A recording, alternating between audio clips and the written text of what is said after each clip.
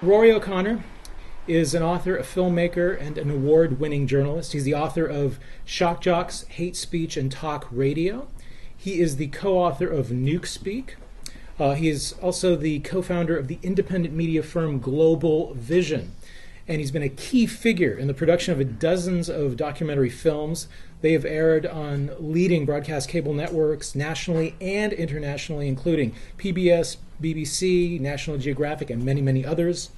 His work in television, film, and journalism has earned him many honors, including 2 Emmy Awards, a George Orwell Award, a George Polk Award, a Writers Guild Award, and many others. This evening is being brought to you by City Lights and our friends at Alternet, celebrating the release of Friends, Followers, and the Future, how social media are changing politics, threatening big brands, and killing traditional media. So please join us in giving him a very warm welcome.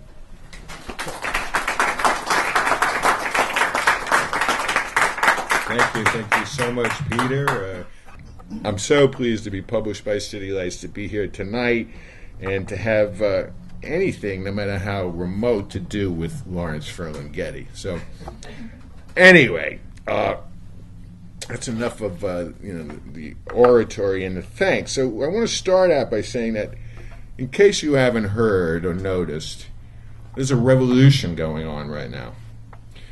It's a digital information revolution, however. It's not the political revolution that a lot of people think is happening, whether it's in Ogawa Square in Oakland, where I was earlier today, or whether it's the overthrow of Hosni Mubarak and his authoritarian regime in Egypt. Yes, those revolutions are happening, but they're only part of a much bigger and, frankly, more important revolution, a vast societal revolution. And, it is a truism, but a truism that's true nonetheless, that this is absolutely on a par with the last great disruption in the media, which was the invention of the Gutenberg printing press. So I really think that it's not overstating the case to say that that's what we're in the middle of right now. So is it messy? Yes. Is it chaotic? Of course it is. Is it disruptive? Yes. There are winners, there are losers,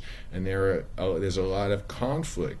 It's also a very exciting time if you can get away from feeling threatened, if you can take your head out of the sand, which is something that a lot of my peers in the legacy media have had a great deal of difficulty, and I'm talking now in particular the news media, although I think it does extend to a lot of the other traditional media.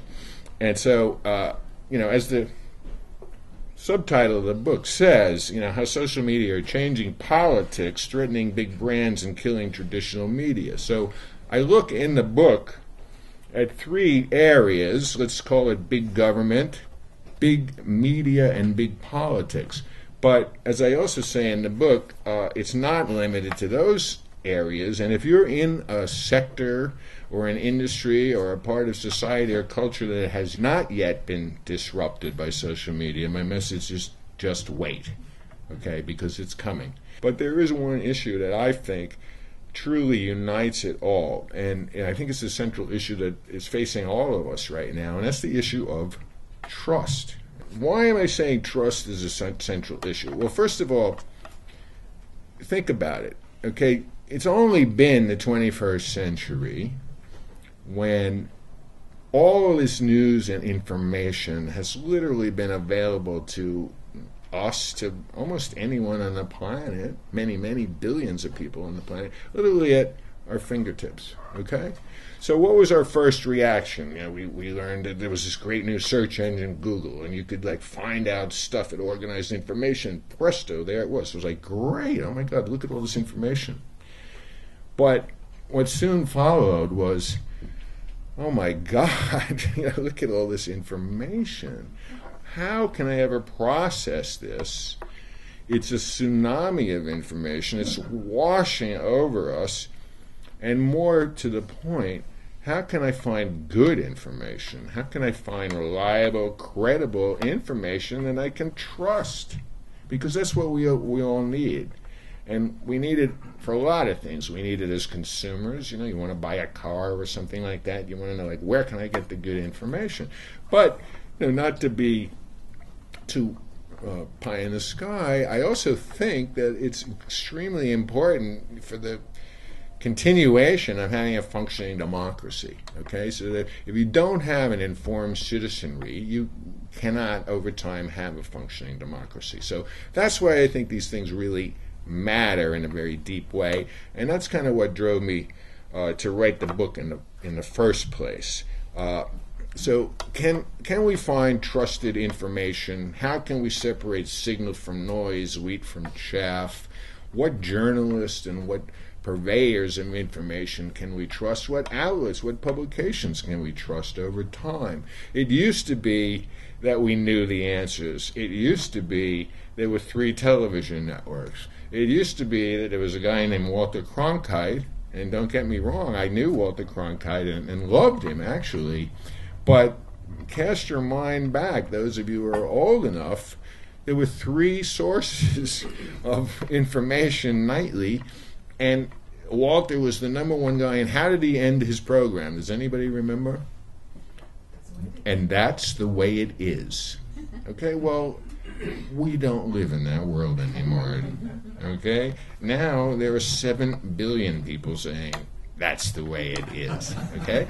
So on one level, that's great. It's freeing, it's empowering, it's democratizing. At the same time, and this is what I say, in a revolution, it's chaotic, it's messy. At the same time, it can be paralyzing. And also, it can be a lot of crap information.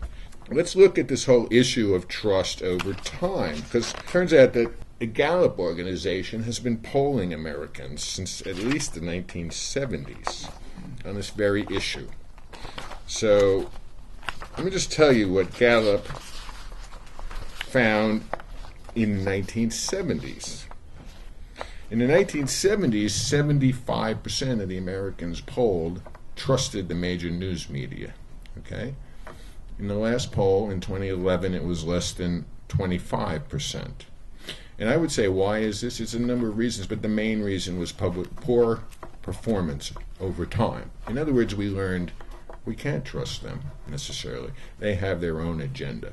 Now, why is the social media important? Because it has empowered ordinary people, as I said, for the first time, not only to get all this news and information, but to create their own information and to distribute their own information and that of other people all over the world, again, literally at the push of a button. So, to put it in old-style Marxist terms, for the first time, ordinary people had control of the means of production. When Gary and I started in the television business, we used to have to buy a $60,000 camera to get started. Now the camera's like $2,000 and it's better. We used to go to a $400 an hour room to finish the programs, and now we do it on the computer. So a lot of things have changed for the better. But at the same time, as I mentioned, a lot of things have changed for the worse. Okay? So this issue of trust in news and information is important. Obviously, it's also important in the realm of big politics, particularly when we see that the politicians have also begun producing their own media and bypassing the untrusted legacy media. And we saw a lot of this in the last campaign, and I'll do a couple of quick readings on this, because once again, we found exactly the same issue, which is how can we trust what the politicians are telling us with their own media? Can we? How can we vet it? How can we figure out what's real and what isn't? And then finally, if you're looking at the corporate level, and I alluded to this a little bit, the Facebooks and the Googles of the world, well, can we trust them? Well, personally, I don't trust anybody who flies over my house and scoops up my wireless password without asking me. And I don't trust any corporation that takes my private information and keeps, oops, I didn't mean to do that, making it public for their own profit. So that's the central issue before us, as I said, is trust and, to a certain extent, control. Okay, if Facebook wants to sell, my private information and make $100 billion, maybe they should have my consent first. I would go even further and say, well, maybe they should give me a cut. And I'm not joking, okay? And you may find that, and if Facebook doesn't do it, you may find a Facebook competitor that comes along and does the same thing.